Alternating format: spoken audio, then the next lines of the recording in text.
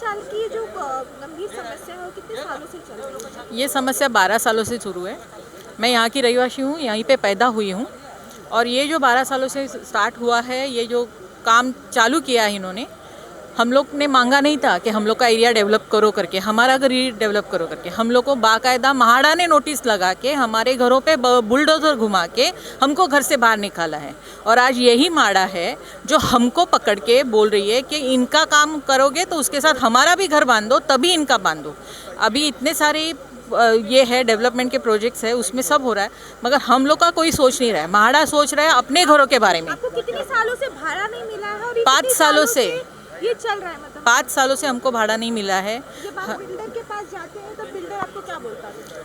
Builder हमारा jail में है, बिल्डर के पास जाके फ़ायदा नहीं है। हमारी कमेटी जो है मेन, हमारी जो कमेटी हमारे साथ होनी चाहिए, वहाँ इसका एक भी मेंबर यहाँ पे नहीं है। उन लोग सब पैसे खा के बिल्डर से घर पे बैठे हैं और उन लोग बिल्डर के साइड से कोर्ट में जाके खड़े रहते हैं, बिल्डर के साथ खड़े रहते हैं। हमारे साथ जो खड़े हैं वो हमारे यहाँ के जिन पे बीती है, जिन्होंने अपने पेट काट के अगर भाड़ा भर रहे हैं। अभी ये कोविड सिचुएशन में हम लोग की जॉब्स गए हैं, हम लोग के पास पैसा नहीं है ये, मगर भाड़ा तो भरना पड़ेगा वरना घर से बाहर निकलेंगे। और हर बंदे का राइट होता है खाना, कपड़ा और घर। हम लोग का घर था, हम लोग मांग नहीं रहे कि हमको दो, कि हम लोग ने झोपड़ी नहीं बांधी है कि हम लोग को बोल रहे कि ये झोपड़ी रीडेवलप करो।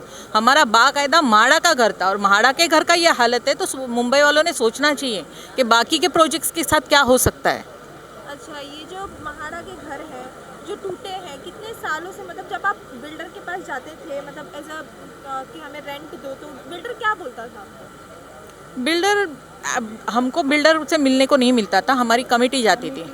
तो कमेटी जाती थी तो उनका यही कहना था कि काम रुका है, पैसे नहीं हैं, हमारे पास पैसे नहीं हैं, अभी तो हम आपको कहाँ से दें।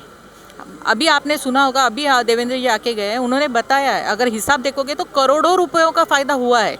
खुद करोड़ों रुपए लेके वो खा के बैठे हैं, हमारे कमेटी मेंबर्स बैठे हैं, मगर जो मेन रहिवासी है यहाँ का उसको नहीं मिले हैं, उसको सिर्फ भाड़ा भी नहीं मिल रहा है। और अभी भी यही कहा जाता है, कहीं से सुना है कि अभी ये जॉनी जोसेफ का जो ये है प्रकल्प, ये जो निकला है, रिपोर्ट निकला है, उसमें भी हम जैसों को भाड़ा बहुत कम लिखा है उसमें। हालांकि हमको जो भाड़ा मिलना चाहिए उससे आधा भी नहीं दे रहे, ऐसा मैंने सुना है। अभी उसका प्रूफ नहीं आया है हमारे पास। देवेंद्र फडणवीस जी ने क्या आश्वासन दिया है आपको चाल पे?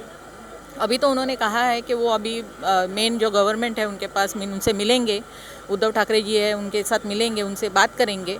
अभी तक तो जहाँ तक हम लोग पहुँचे हैं वो उन्होंने किया है, इसके आगे भी वो कर सकते थे, पता नहीं कहाँ अटक गया। मुझे कायदा नहीं समझ में आता, मुझे रूल बुक नहीं समझ में आता। मुझे इतना ही मालूम है, मेरा घर था, हक का घर था, जो मैंने नहीं मांगा था कि रीडेवलप करो, ये गवर्नमेंट ने रीडेवलपमेंट लाया है, तो उसका ये बनता है कि वो मुझे मेरा घर वापस दे।